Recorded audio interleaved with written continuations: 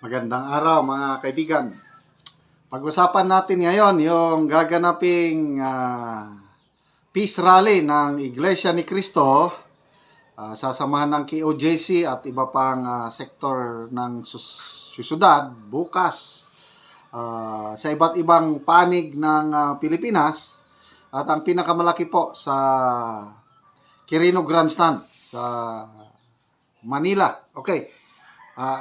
Ito, mayroong vlog ni Pambansang Loyal, isang DDS vlogger. Gusto kong i-share sa inyo at magbigay tayo ng reaction. Kasi 4 na barko daw puno ng miyembro ng Iglesia ni Cristo papunta na sa venue. So, saan galing itong bakit sumakay pa ng barko? Yan po ang ating himay-himayin mamaya. So, pakinggan natin si Pambansang Loyal. 4 na barko, mga kababayan, na puno ng mga kapatid natin sa Iglesia ni Cristo. Pinunuho para dumalo po para sa gagawing rally nga ng Iglesia. O ito po ang dalawang video, mga kababayan. Unahin ko lang po muna itong ginagawa ho nilang mga pag-set up ng mga kagamitan, ng mga LED wall, malaking screen dyan, no, para kahit malayo ay mapanood ang mga ganap sa entablado. At ang pangalawa, ito nga yung 4 na barko na pinunuho ng mga kaanib ng Iglesia ni Cristo. O ito, unahin ko po itong unang video. Ilalagay sila ng mga LED na monitor para kahit yung malayo, makakakita na rin dito. Yan, kakabati sila.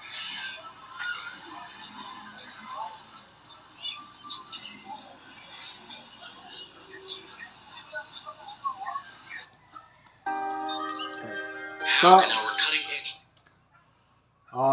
saan galing yung sumakay pa ng barko? Yan ang pupuntuhan natin mamaya. Ito naman yung portalet. Ito, portalet. Sa isang side lang to. So, sa buong lugar dito, nilagyan nila ng kabila, dulo-dulo sa 4 na sulok. Para ito, mahigit 1,000 na portalet.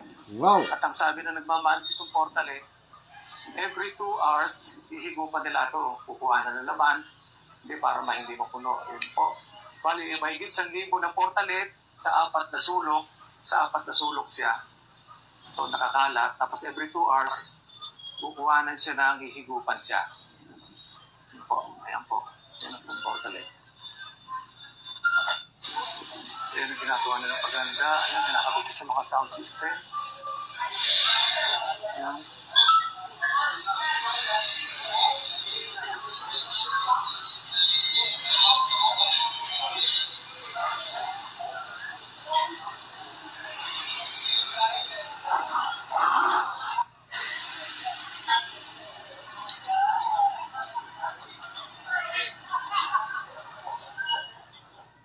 Ganyan po katindi magsagawa ng paghahanda ang mga kapatid nating Iglesia ni Cristo, mga kababayan.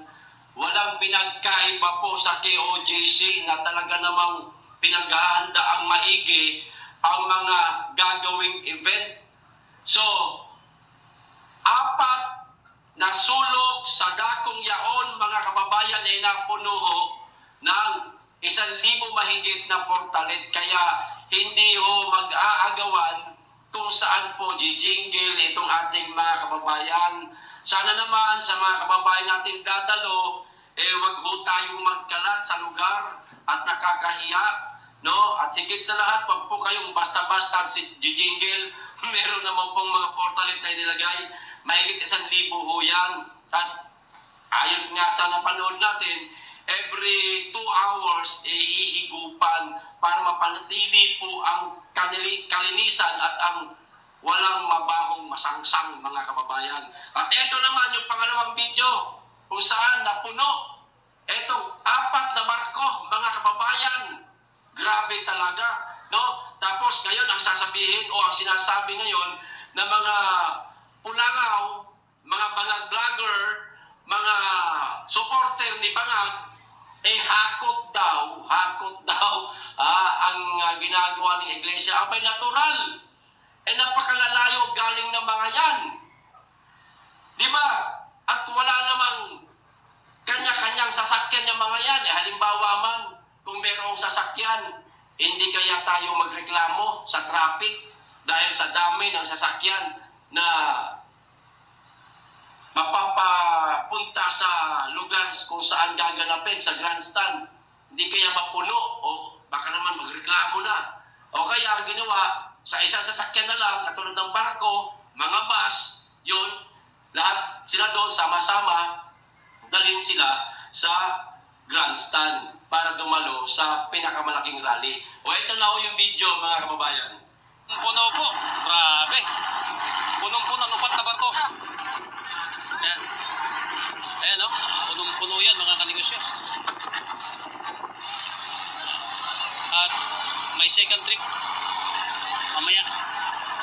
Grabe, ang dami. Punong-puno yan o. Ito. Pasok po tayo sa sasakyan. O kita nyo na, punong-puno yung apat na...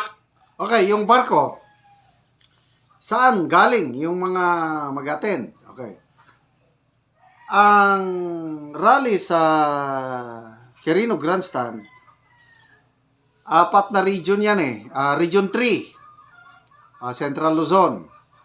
Region NCR, Region 4A, Region 4B.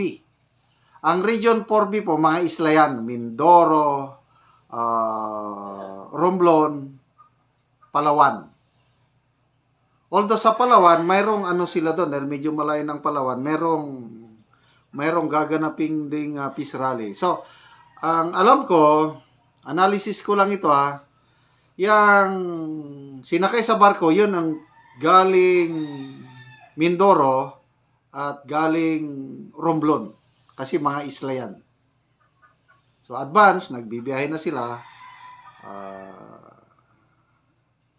Dadating sila sa Batangas Pier.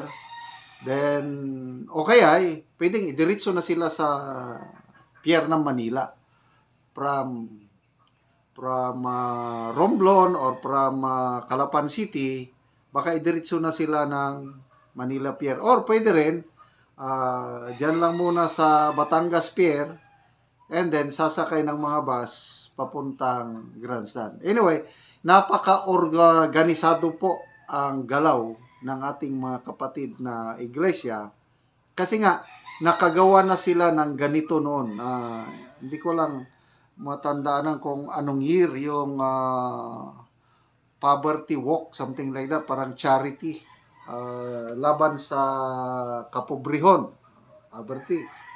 Iyon, Guinness World Record sila, 3 Guinness World Record ang na-break ng Iglesia ni Cristo. Yung rally nila na yon nung una pa. 1.5 million ang nabilang ang kwan ng Guinness. So ito, inaasahan is 2 million. Pinakamababa sa Luneta Grandstand lang. Okay, so yung mga iba't ibang lugar, merong sa Region 1, Ilocos Region, ang rally ng Iglesia ni Cristo, itong peace rally is Vigan, Ilocos Sur. May subscriber ako, kapatid niya, shout out pala, Chris Torres. Yung kapatid niya, member ng Iglesia ni Cristo, from Baguio, nagbiyahe na sila kanina papunta ng Vigan.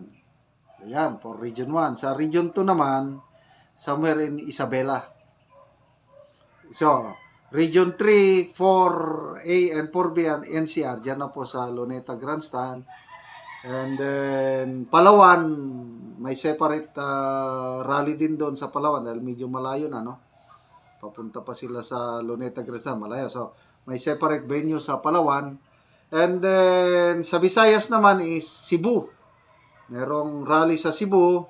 Merong rally sa Ormoc City. I don't know kung mayroon pa ba sa... Ang alam ko, Mindanao. Yan. Kabisado ko sa Mindanao. Mayroong Cagayan de Oro City. Mayroong Butuan City. May Davao City. At may isa pa, I think, Pagadian. So, yun po. Ang venue. ng rally ng ating mga kapatiran sa iglesia at inaasahan ito pang makaka-break na naman ito ng Guinness World Record. Grabe. So, only in the Philippines. So, peace rally, win-win ang lahat. Panalo ang Pangulong Marcos Jr. kasi siya ang nanawagan na wag nang ituloy. Okay. Panalo rin si BP Sara dahil wala na. Hindi na matutuloy ang impeachment. Panalo ang taong bayan dahil hindi tayo mahati-hati.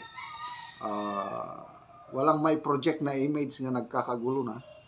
Ang talo lang dito, yung Makabayan Black, yung mga makakaliwa na nag-file ng kanilang impeachment complaint. Good luck po sa ating mga kapatiran sa iglesia, KOGC at iba pa na mag-a-attend sa rallying ito.